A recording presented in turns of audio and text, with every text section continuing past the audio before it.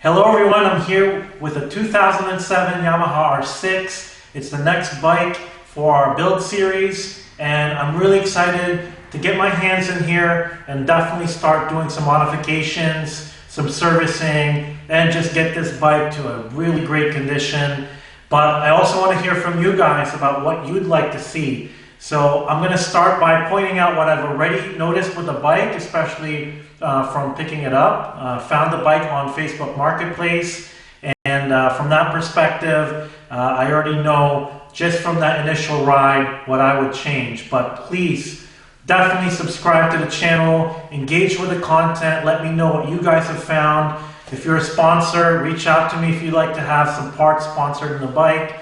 Nonetheless, it's going to be an exciting build, and let's jump right into it.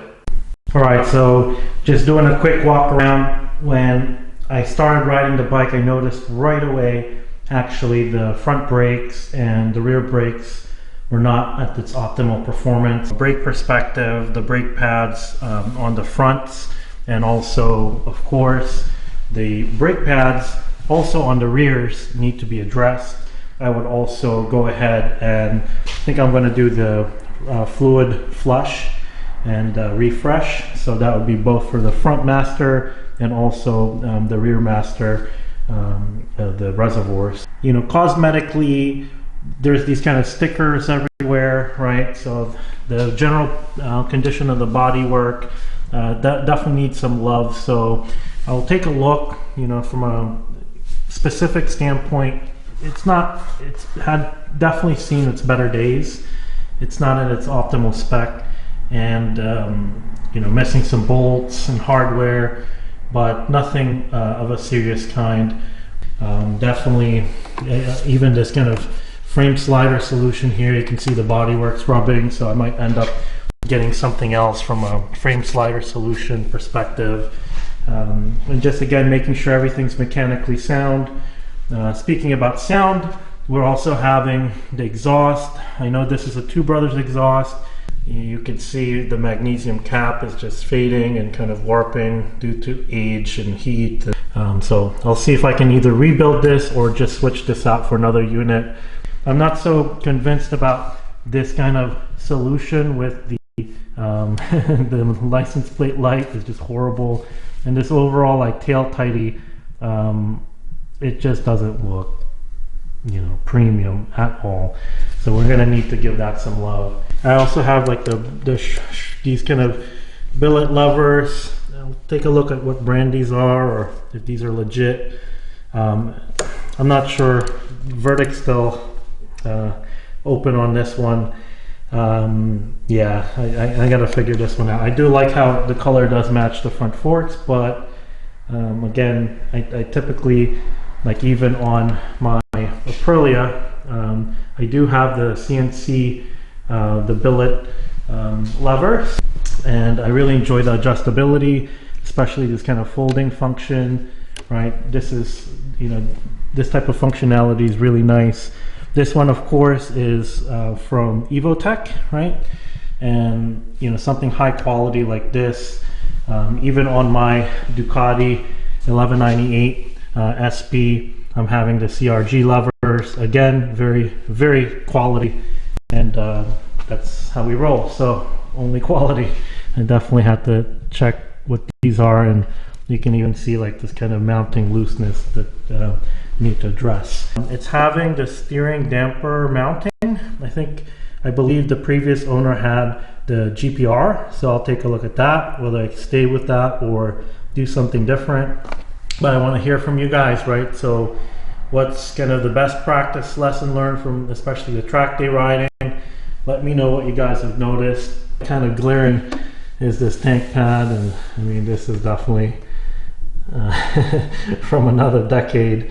So we'll take that out and clean it with something more technically focused for track riding, right? So like a stomp or some type of like tech spec pads. You know, I'm going to be looking at the chain, right? The chain and sprocket setup to take a look at the condition, see whether it's just a chain, maybe it's okay. So I'll be going over those items too. If not, we're just going to swap it out. definitely when in doubt, swap it out on this one. So, and then the general kind of maintenance of the engine. So I'll also take a look at the air filter under the air box, make sure that's done. Recent oil change was done on this one, fork change as well. The seals were done recently, and the stator. But let's take a look. The front approach.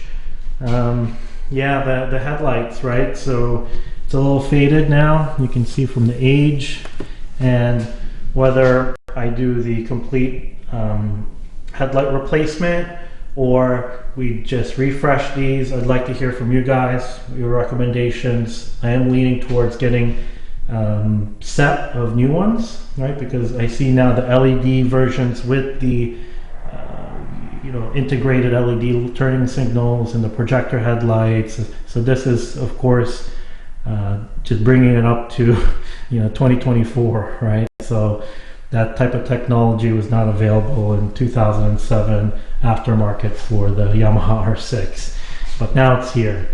And I'm not sure about these mirrors. I know it's great visibility, but on my other bikes I've done different solutions.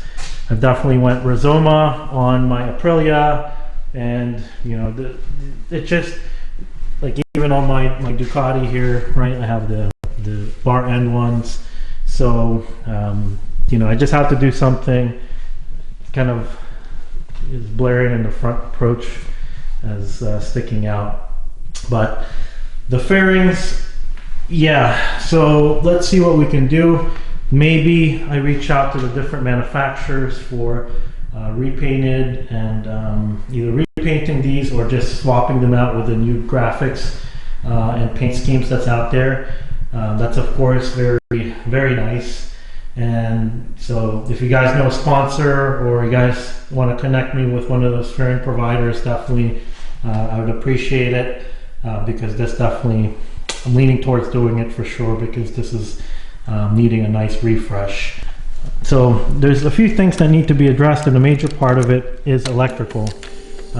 So when it comes to turn signals, yeah, so this one's having like the integrated turn signal in the tail light, but I noticed right away, like, turning the turn signals on, it wasn't always kicking on, right? So I just activated the right, and it's kind of weird, right? It's blinking weird.